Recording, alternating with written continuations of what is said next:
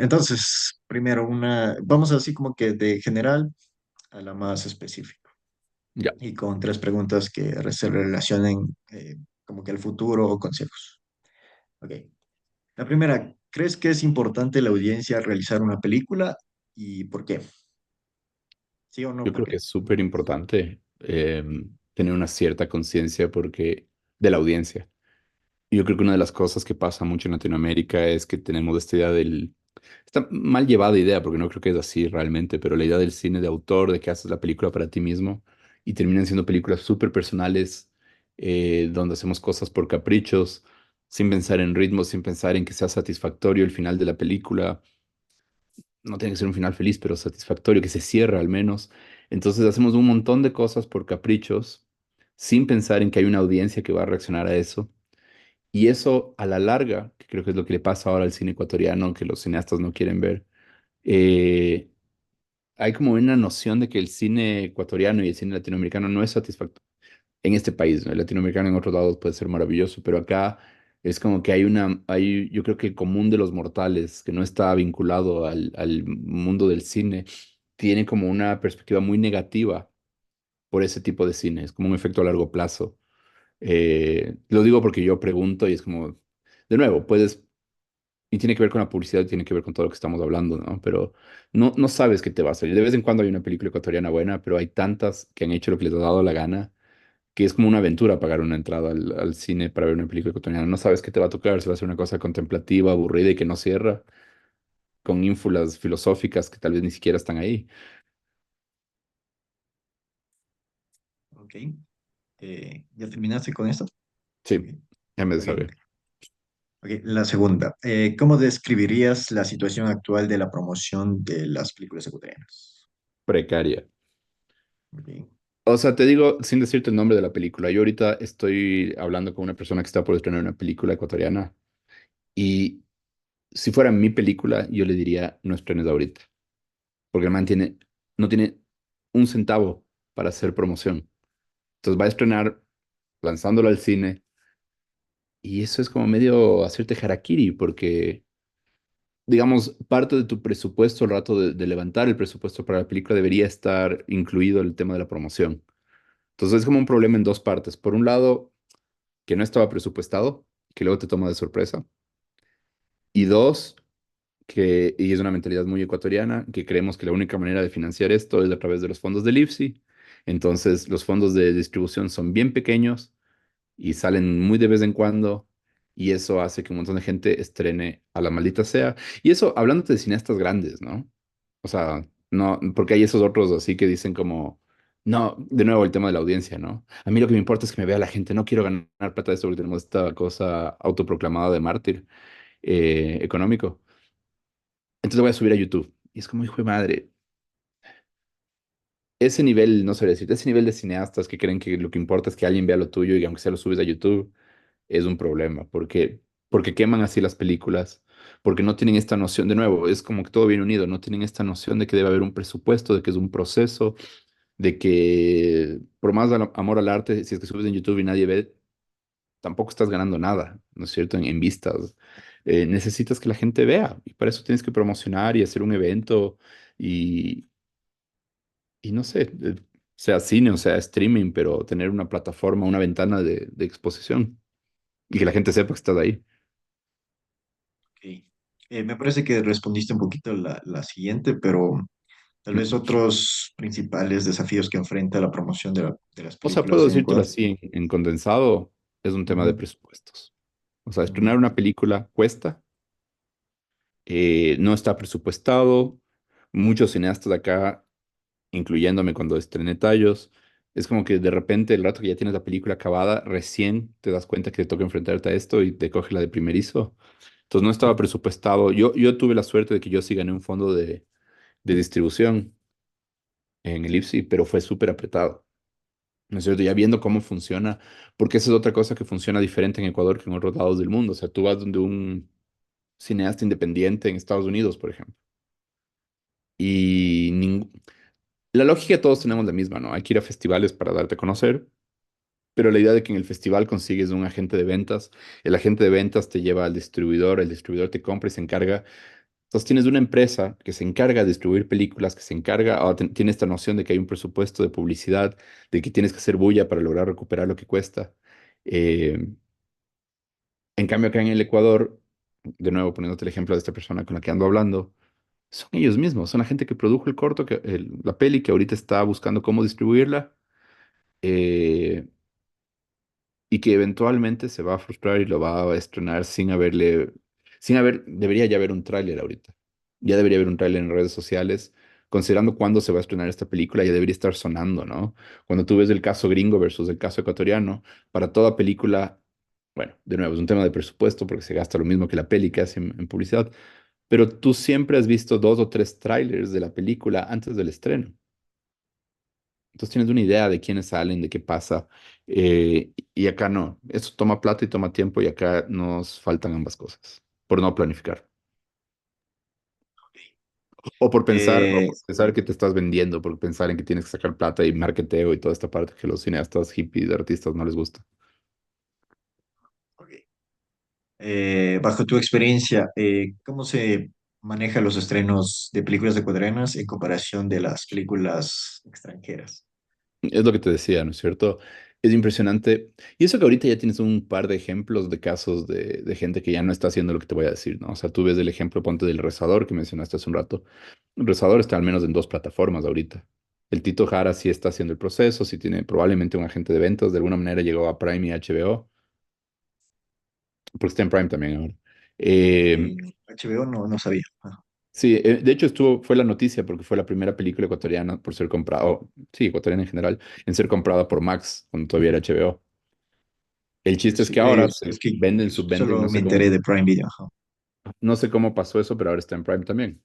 Eh, pero hay un montón de cineastas que tienen sus películas y hasta que se creó Cholo Plus no estaban en ningún lado, ¿no es cierto? Entonces, el hecho de no buscar o de pensar que la única plataforma en la que tienes que estar como buen latino es Retina Latina y nada más, tal vez Movie, pero hay un montón de otras opciones y uno debería estar buscando esas ventanas de distribución.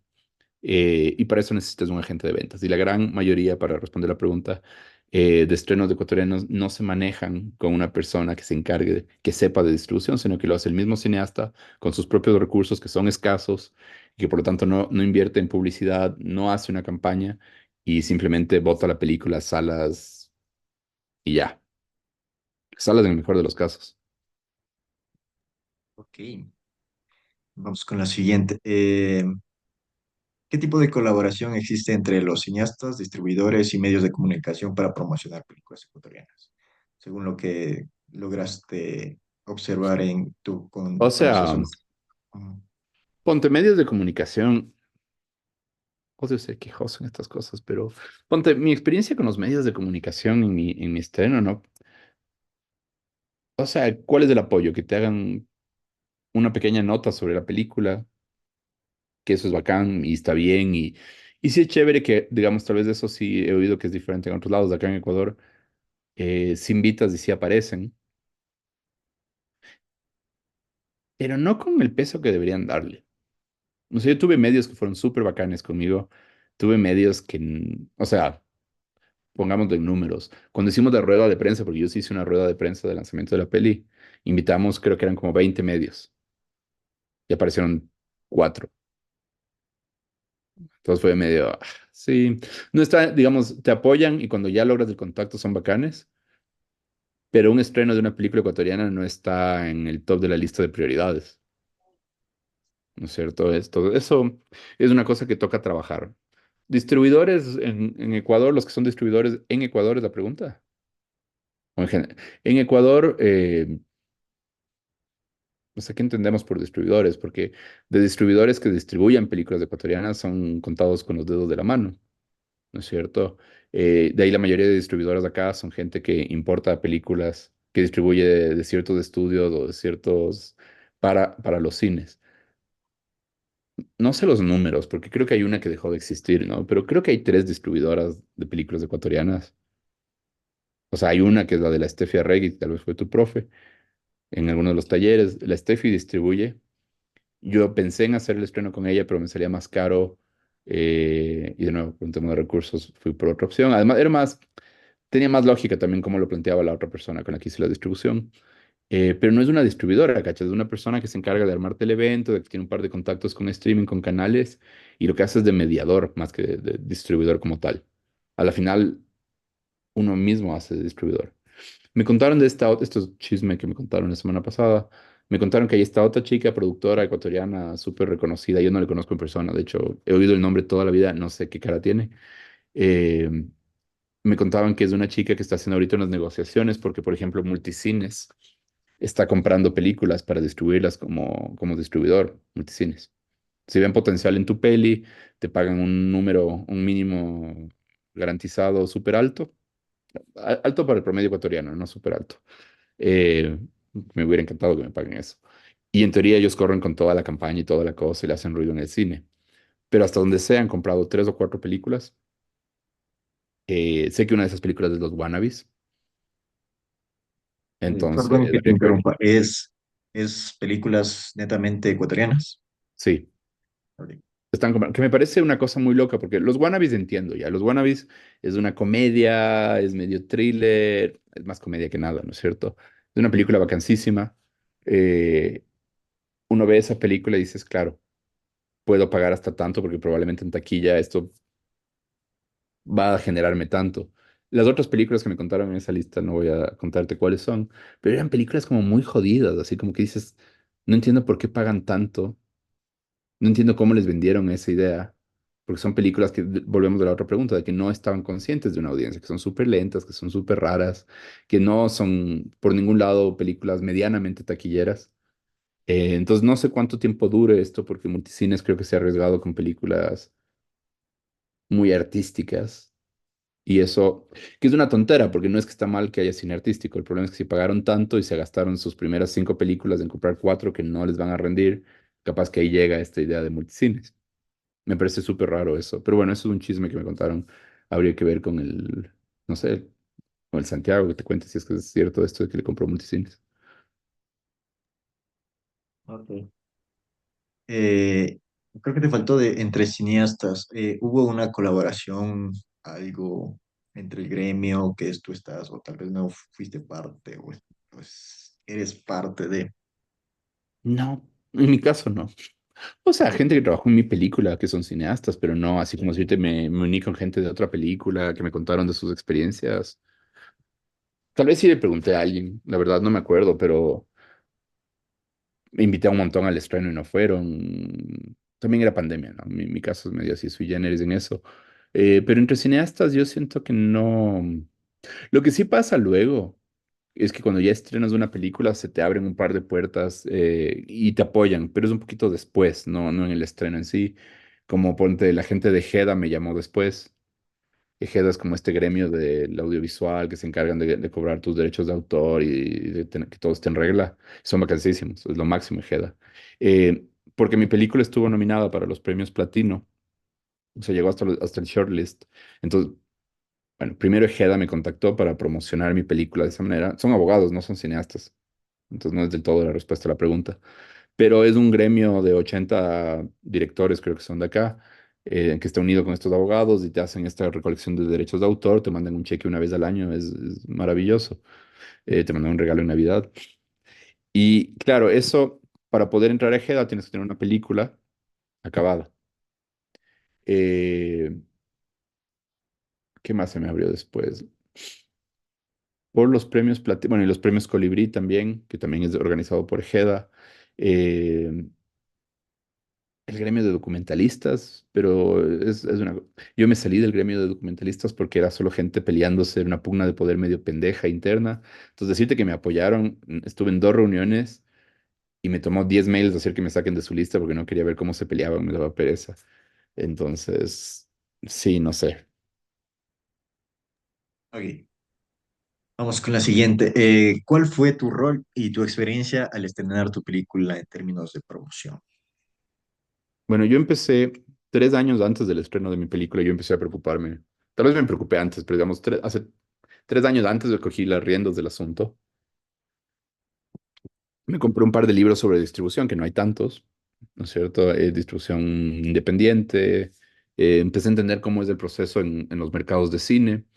Entonces me leí dos libros sobre esto, vi un montón de cosas en internet sobre eso y dije, necesito esa experiencia. Entonces cogí y me lancé al American Film Market a hacer pitch del proyecto, a buscar agentes de ventas y distribuidores con poca experiencia, ¿cachas? Me había leído, como te digo, dos libros y con eso me fui y el resto lo fui a experimentar en la cancha, a ver qué pasaba. Hablé con, hice como 40 citas, pero creo que me reuní con 25. Se me cayeron algunos en el proceso, no sé. Entonces gané un montón de experiencia en eso, me pareció increíble. Luego en la pandemia, aprovechando que la pandemia hacía que los mercados ahora sean virtuales, me fui al Ventana Sur, volví a ir al AFM, volví a hacer reuniones en virtual. Eh, entonces yo sabía, ya tenía esa experiencia antes de estrenar mi peli y creía firmemente, porque entendía el cómo funcionaba la cosa ecuatoriana. Tal vez ahí sí, a ver, el que sí me apoyó fue el Pablo Suárez, que es mi amigo, y estrenó Tan Distintos en el 2016, creo que fue. Yo sabía un poquito de cómo funcionaba el estreno nacional por él. Eh, entonces lo que hice fue, no me acuerdo en la línea temporal en qué momento fue, pero alrededor de esta época del mercado, en algún punto, igual fui y le hice un pitch a la empresa que había hecho la distribución de Qué tan lejos, de Agujero Negro y de Feriado. Ah, porque antes de lanzarme, ¿sabes dónde empezó? Antes no empezó en AFM. Antes, un año antes de irme a IFM, primero fui al MOMAF que hace la San Francisco, que es un modelo de mercado de cine, de audiovisual. Eh, y el primer año estuvo mucho más parecido a lo que es un mercado verdadero, había las charlas y había los pitches. Entonces ahí fue mi primera vez y ahí fui a esta charla de distribución donde estaba la María Augusta Iturralde, que es la persona encargada del comité que se encargó de la distribución de mi peli. Entonces cuando yo estrené, tenía el apoyo de la María Augusta y su experiencia. Y mi manera de jalarle en base a lo que yo había leído y lo que yo he aprendido es que todo estaba en redes. Que redes era más efectivo, podías medir más también el impacto de tu publicidad con redes. Porque la otra tendencia ecuatoriana es la de empapelar la ciudad con unos afiches en todo lado que no te enteras hasta después de que pasó el estreno. Y es caro. Está tan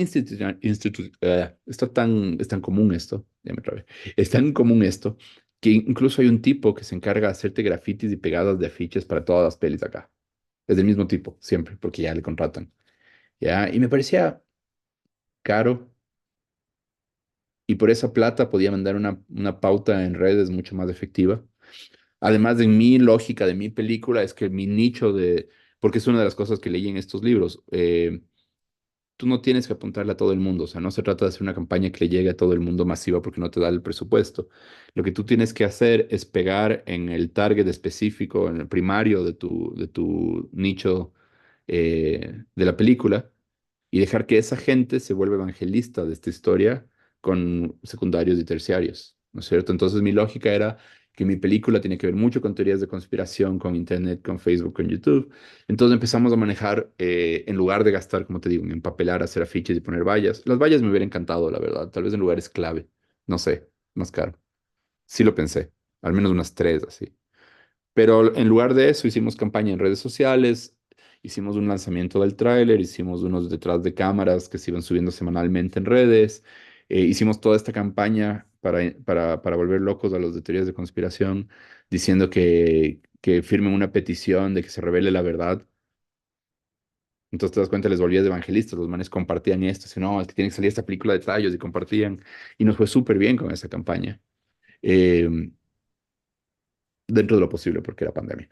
Y con eso logramos estrenar. Entonces tenía como estas nociones, tenía esta experiencia que era muy teórica y muy diferente, porque obviamente los libros que leí son sobre Estados Unidos, pero sobre películas independientes que se estrenan en comunidades y cosas así. Y ese fue mi punto de ataque. Entonces tenía esa experiencia. Eh, mi rol fue estar súper metido en esto. Una cosa que pasó ya después del estreno en festivales y antes del estreno comercial es que además cachamos que a la gente de este tipo de temas, además de que les gustan las redes sociales, les encanta ir a conversar. Entonces fue como mi campaña cuando ya se estrenó la peli era estar en todos los conversatorios posibles, porque cuando había conversatorio la gente llenaba la sala. Mm, ok. Eso. Em, ¿Hay algo que hubieras hecho diferente al momento de promocionar tu película?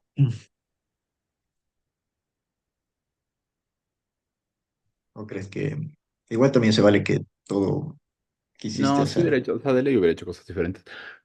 Justo te iba a enseñar, aquí tengo los dos libros de distribución que me conseguí. Sí, sí, eso Em, de justamente, ¿cómo se llaman, sabes?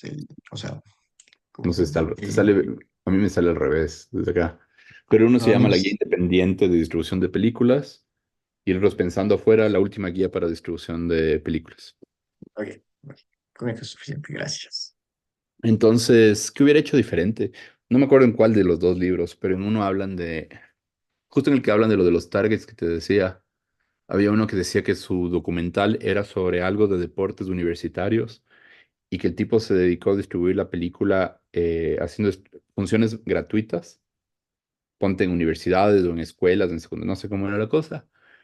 Mentira, no era de deporte, era de, creo que era de graffiti o de arte urbano, alguna cosa así. Pero se dedicó a hacer funciones en comunidades que les interesaba el tema. La función era gratuita, pero les ponían como esta, que ahora ya no funciona tan bien y que yo sí intenté, que era que tengan que comprar, no comprar, sino ayudar a vender y cumplir una cuota de ventas de DVDs de la película. Entonces, claro, la gente iba, veía la película y compraba el DVD porque estaban ahí vendiendo a la gente de la comunidad de actividades del recuerdo de alguna manera. Y eso generaba más ingresos que si es que hubieras cobrado las entradas, porque tal vez hubiera ido menos gente. Eh, no sé exactamente qué es lo que hubiera hecho diferente, pero creo que dándole vueltas a eso es algo que todavía podría... Hubo un par de cosas que yo quise hacer con la película que no funcionaron, que me hubiera gustado ver qué pasaba. Era pandemia, teníamos hablado con este autocinema que había para ver si es que lográbamos hacer como una gira de la película en autocinemas por el país. Siento que eso hubiera sido un hitazo. Ok. Me parece que hubiera sido una ideaza. Quise vender DVDs, quise tener como el DVD con extras porque hay tanto material extra en mi peli, pero justo es como que es este momento raro en el que está muriendo el DVD. Está muriendo la piratería, que es más chistoso. O sea, la piratería física al menos. Eh, entonces, tenía hablado porque hay un gremio de piratas acá, entonces tenía hablado con ellos para hacer la distribución. El man me decía que ningún cineasta ecuatoriano jamás había querido explotar los potenciales de los extras y demás, sino que les daban la película y ya. Yo le dije, no, nosotros la hacemos en DVD y en Blu-ray y le metemos de extras y de una y promocionemos y bacán. Y el rato ya el man se abrió porque ya no le salía, era un riesgo. Me hubiera encantado hacer eso. Creo que hubiera metido un poquito más de... Si hubiera puesto unas vallas, no sé. Hubiera presionado más o hubiera gastado más plata en lograr que los medios me hagan ruido. ¿Sabes qué es lo peor de todo? Yo creo que en mi película el boca a boca funcionaba súper bien. A pesar de la pandemia estaba funcionando súper bien. Y una de las cosas que a mí me perjudicó no fue por algo que no hice, sino más por cómo funcionan acá las cosas.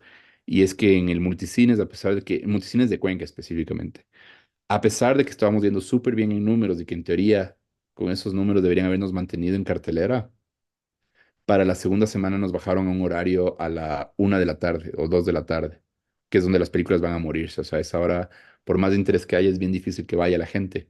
Y mis números sí daban para sostenernos en horario prime, digamos, unas, no sé, 1, 2 semanas más, 3 semanas, no sé, el boca a boca era súper bueno. Y yo creo que es lo que te decía, ¿no? La idea de los conversatorios, todo además promueve el boca a boca. Entonces era una cosa que, no sé, hubiera hablado diferente con los cines para lograr que me garanticen eso. Era una época rara por la pandemia. Y de nuevo, cuando es tu primera película no tienes ningún peso como para negociar con el cine. Ahora ponte, igual solo he estrenado una película, pero como voy en el tercer año de mi festival de cine, yo veo que ahora mi conversación con los cines es diferente. Tengo ya un poquito más de peso. Ya puedo negociar mejor mis salas de cine y mis horarios y mis fechas, ¿no es cierto? Entonces, siento que tal vez hubiera, no sé cómo lo hubiera hecho, pero hubiera tenido que negociarlo diferente para que me garantice. Aquí recapitulando, cuando hablas de conversatorios, hablas de antes, durante, o sea, después de la Después de función. la función, Q&A es después de la película. O sea, Ok. te quedas de ahí, la gente tiene preguntas, quiere opinar, quiere contarte que su abuelito fue al Cenepa a pelear y pasó por la cueva de los tallos. Es una cosa muy, pero es muy sui generis de mi película, ¿no? Ah, pero, ¿cuándo hacías eso en específico? O sea, ¿en festivales, o en En qué funciones parte? del 8:30. Ah, ok, ok, ok. O sea, a ver, lo que hicimos fue, tenía dos cosas de mi distribución donde hacíamos eso. Eh, Teníamos las funciones privadas en Cinemark, que eso lo promocionábamos. O sea, además de que estaba en cartelera la película, teníamos una oferta donde tú podías pagar menos por entrada. Tenías que tener un mínimo de gente, que no me acuerdo, creo que eran 20 personas, para tener la sala solo para ustedes, una función privada de la película en la mañana cualquier día, o en horarios donde no haya funciones, o en fin de semana en la mañana igual. Y lo que quedamos es que toda persona que caiga en eso, o sea, que compre eso, les incluía el conversatorio. Yo iba y conversaba. Hice unas 3 o 4 funciones de esas. Y de ahí en el 8:30. En el 8:30, como es un poquito más libre en ese sentido de ese espacio, toda función que agendábamos ahí, si había 2 funciones a la semana o 3 en algún punto, 2 eran como conversatorio. Y se promocionaban así como la película más conversatorio con el director o con alguien más del equipo, que siempre era yo y alguien más. Y algo me parece interesante, bueno, esto no es parte de la entrevista, pero esos extras, ¿podrías darle un poquito más de vida a la peli?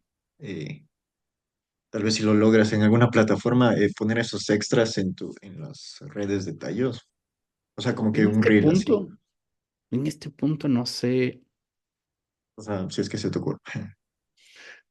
¿Sabes qué es lo que pasa? En este punto ya no sé si sale el costo-beneficio. O sea, me tocaría editar cosas y Claro, o ya sea, como que un poquito todavía hace ruido la película, pero no hace mayor. Hubo una función de mi película sin que yo me entere. Eh, no sé, sí lo he pensado. No voy a decir ok. que no. Ok, entonces vamos con la siguiente. Aquí es un poco interesante este ejemplo porque no sé cómo. La pregunta es cómo se identifica y cómo se llega al público objetivo para las películas. Bueno, en las películas en general, no tanto en las ecuatorianas, pero aquí es un poquito tu caso especial porque es documental. Eh, Ajá. a veces, a veces una película ya con un guión, cachas más o menos que va por ese lado, ¿no? O sea, con un target. Pero con un documental siento que a veces como que se te encamina por otro lado o ya tuviste Pero así su. mi documental es un género raro de documental. O sea, es como que es un documental, pero que tiene un público ya creado previo por el tema. Que bueno, eso podrías tener un documental, ponte sobre un deportista, ¿no? Y hay la gente que es fanática del deporte y ese es tu target primario. Pero es que además los míos eran como bien frikis, güey, siguiendo el ejemplo. O sea, mis, los seguidores de teorías de conspiración que están alrededor de mi película, yo digo, en algunas cosas son muy parecidos a un fan de una película de Marvel.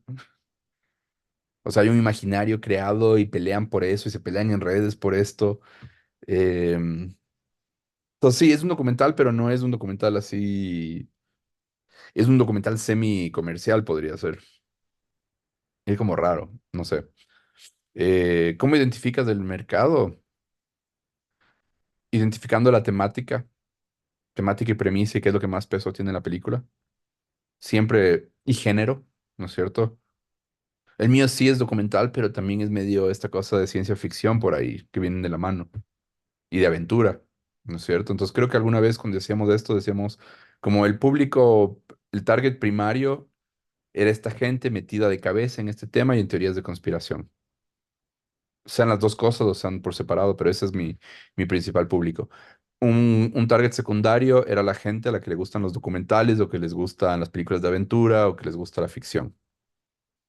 Sí, terciario era tal vez la gente que le gusta el cine ecuatoriano. Pero primero apuntabas a lo otro para que se corra la voz. Hay esta película que es así, y es ecuatoriana. Entonces yo creo que, Sí, ¿cómo mides? Yo creo que, ya te digo, género, temática, premisa. Pero también una cosa que yo hacía para cachar las edades, porque eso es un poco más de algo que me sorprendió. Es que yo sabía que era gente con estos intereses. Pero lo lindo de las redes sociales es que te permiten ver el tráfico de gente que tienes. Y como yo había creado las redes sociales de mi película desde el 2013 que empecé, teníamos un montón de gente, o sea, no sé ahorita en cuánto esté, pero teníamos más de 13.500 seguidores cuando fue el estreno de la película. ¿Ya? Y entre esos 13.500 el 50% de la gente, que también hay un sesgo por las redes sociales, también, pero igual debe haber como hacer un cálculo de esto. El como 50% eran hombres entre 17 y 30 años. Ok, aquí subdividamos algo. Primero, ¿crees que es recomendable eh, crear una eh, red, bueno, una red social con tu temática? Pues ya depende O sea, yo de creo cada que persona. mi lógica durante todo el tiempo que hice la película es que mi red social era la manera de crear y fidelizar una audiencia desde antes de la película de forma económica. O sea, yo no puedo hacer un tráiler a lo, de nuevo, Deadpool y Wolverine y que llegue a millones de personas, ¿no es cierto? Y que se enteren así de mi película.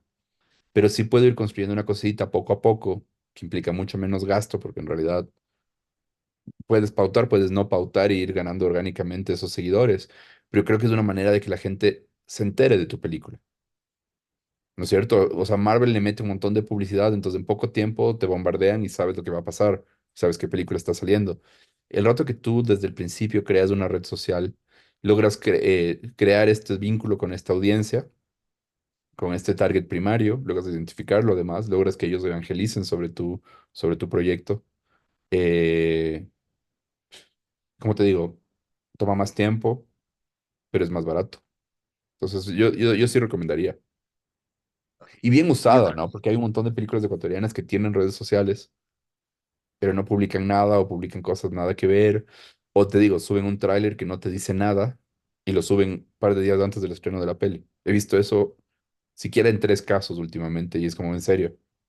Y creo que podrías hacer un análisis de esto para que no sea solo mi impresión. Estoy seguro de que si ves en números, ponte los wannabes me parece un caso de estudio de este año. ¿No es cierto? Los wannabes sí le metieron bulla, o sea, Yo estoy estaba tratando de pautado en conseguir radio, había el tráiler es bueno,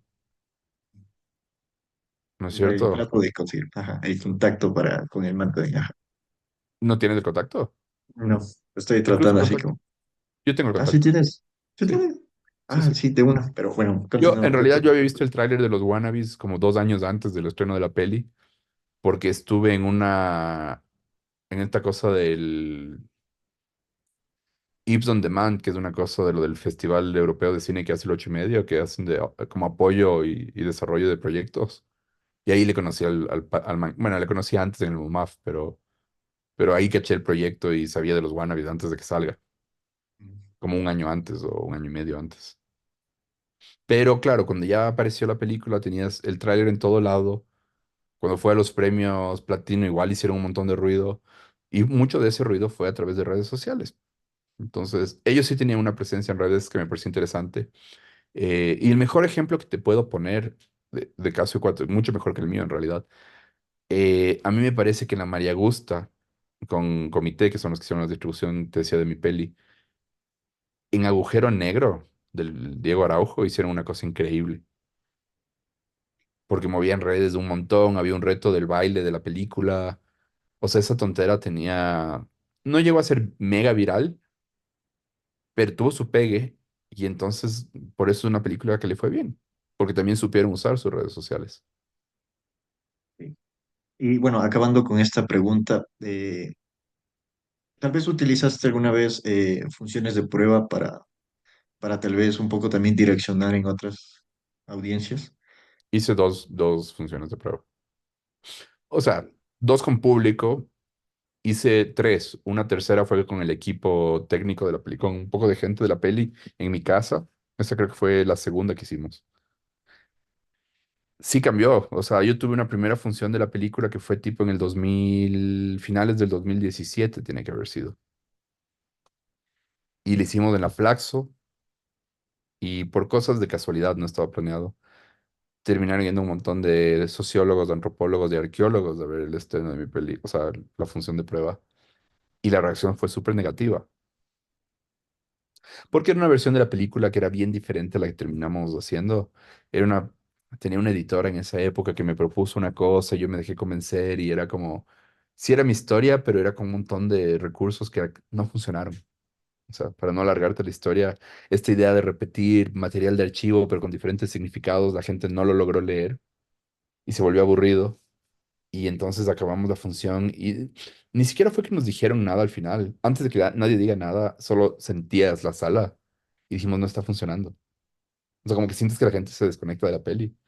Entonces, esa versión creo que duraba 2 horas. Cambié de editor y mi plan fue conseguir una manera de bajar a 90 minutos de la película. Ok.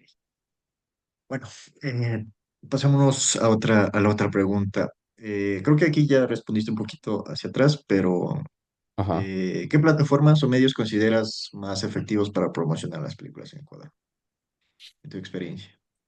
O sea, creo que depende mucho de tu película. Creo que redes sociales, yo creo firmemente en las redes sociales en este sentido. Creo que el único motivo por el que todavía tengo redes sociales es porque creo que esto funciona para promocionar películas. Si no, ya les hubiera borrado algunas. Eh, Porque de nuevo, son redes, todo el mundo está conectado, logras compartir y que se viralicen las cosas y si es que logras pegar con algo que haces para el proyecto, puede ser increíble. Creo en la televisión, radio y prensa, que son medios tradicionales, pero también cacho que ya tienen menos impacto o tienen un impacto sesgado a un segmento de la población y de edad que tal vez si no se alinea con lo de tu peli no te juega tanto a favor. Entonces también es ver eso, ¿no? ¿Quién es el target de tu película y qué edad tienen para ver qué medios consumen? Ok. Eh, creo- ¿Qué se podría mejorar para la promoción de las películas ecuatorianas? Pero pues son muchas cosas. O sea, a ver,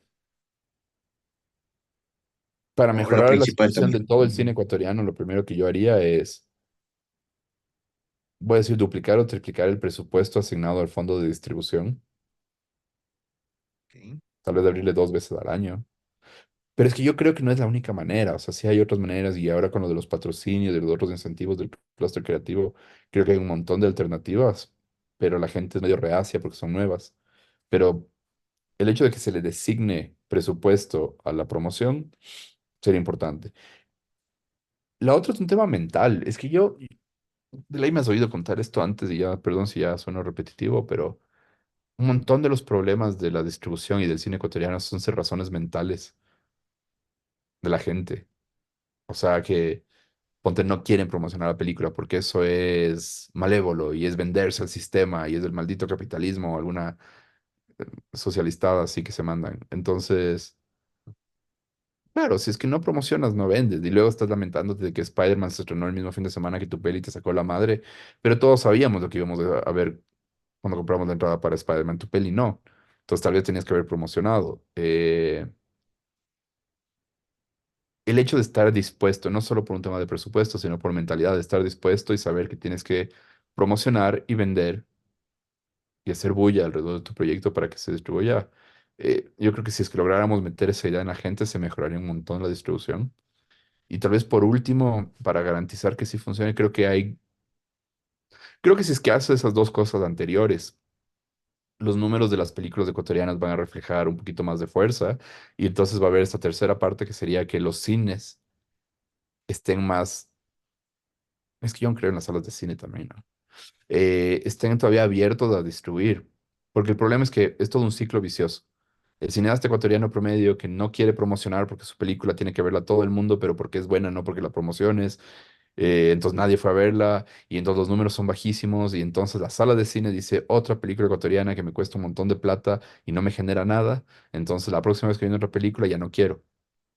Que eso sí pasa un montón acá. Entonces, como un ciclo. Si es que la gente hiciera el proceso correcto de promocionar, de hacer bulla del proyecto, de que la gente se entere, de que el rato del estreno sea una cosa que haga ruido.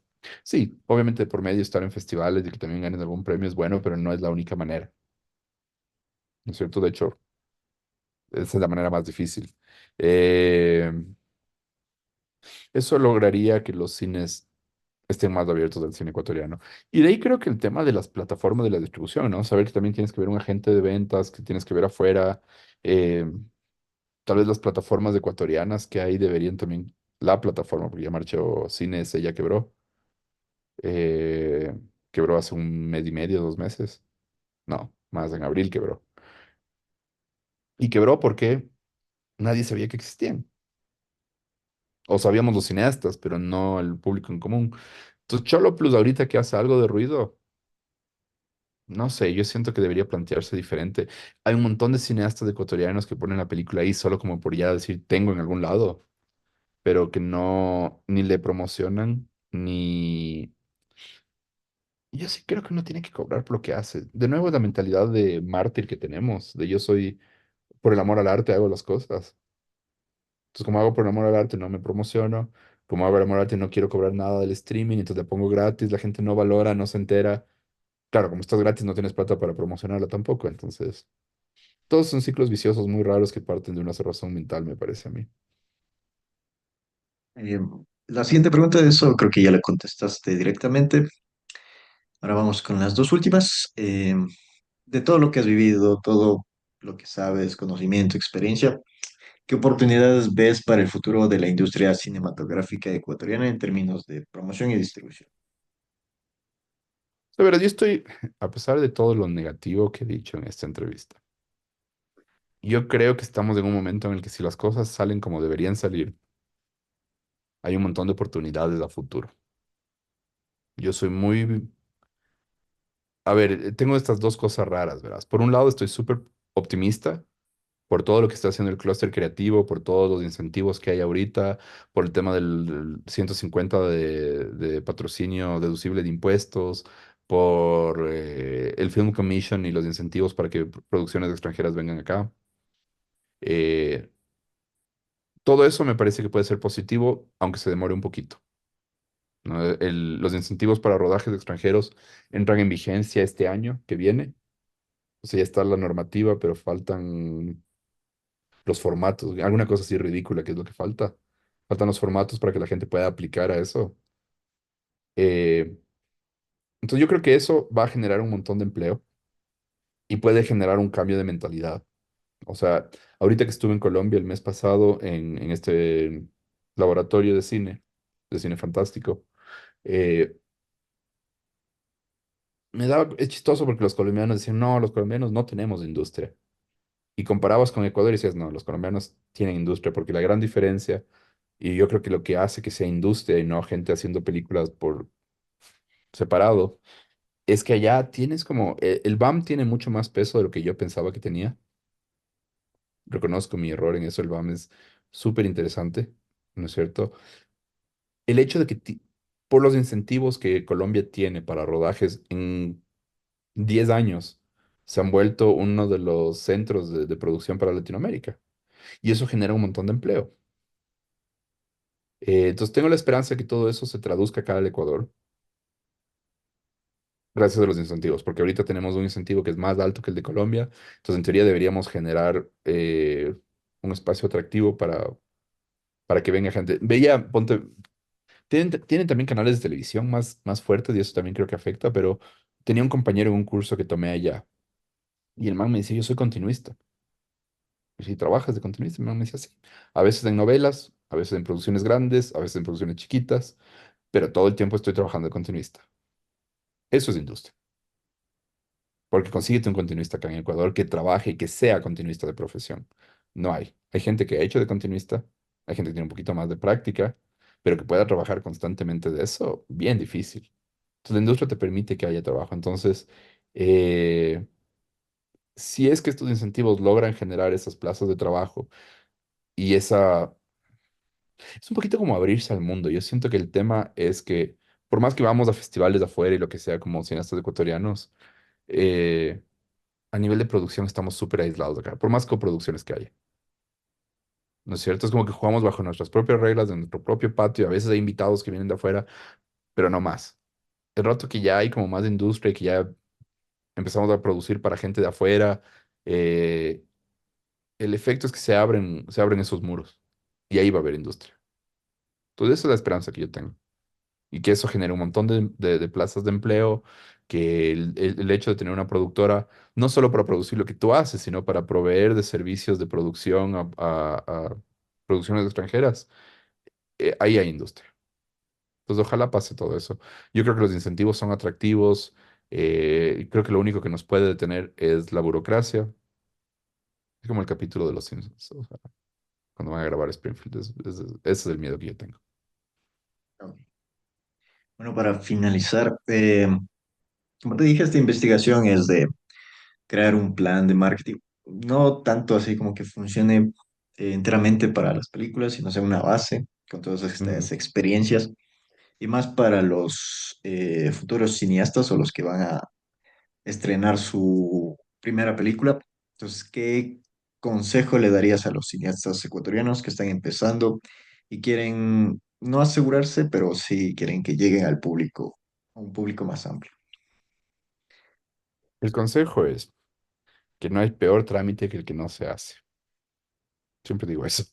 Pero es que es cierto, ¿cachas? O sea, a ver, parte de esas razones mentales a veces son tan cosas, o sea, no sé, el no entender, vamos desde antes, y tú puedes responderme, tal vez a ti sí te dieron esto, pero normalmente en las escuelas de cine no hay una materia que se llame distribución de cine. Porque es una materia de mierda, sí entiendo eso. Y es una materia de mierda porque es un mercado que cambia constantemente y que lo que te enseñaron lo que me enseñaron a mí cuando yo estaba en la maestría ya ha cambiado totalmente el escenario porque las plataformas tuvieron un boom y las plataformas con el algoritmo cambian cada 6 meses las tendencias. Entonces, claro que es una cosa bien jodida, pero si de entrada no te enseñan nada de eso, tú sales y no tienes idea. A ver, el mérito que yo tengo es que creo que busco maneras de hacer las cosas porque soy bien necio. No todo el mundo hace eso, ¿no es cierto? Yo me dediqué a investigar, pero yo conozco un montón de gente que dice, no, es que nunca me van a aceptar en el cine. Como no me van a aceptar estar en el cine, entonces voy a subirlo a YouTube o algo por el estilo, ¿no es cierto? Entonces, si tuvieras cómo funciona, pudieras ver cuál es el camino. Y hay un camino, pero tienes que conocer ese camino. Y ese camino es tenaz porque te van a decir que no un montón de veces, pero ahí está, o sea, tienes que seguir perseverando.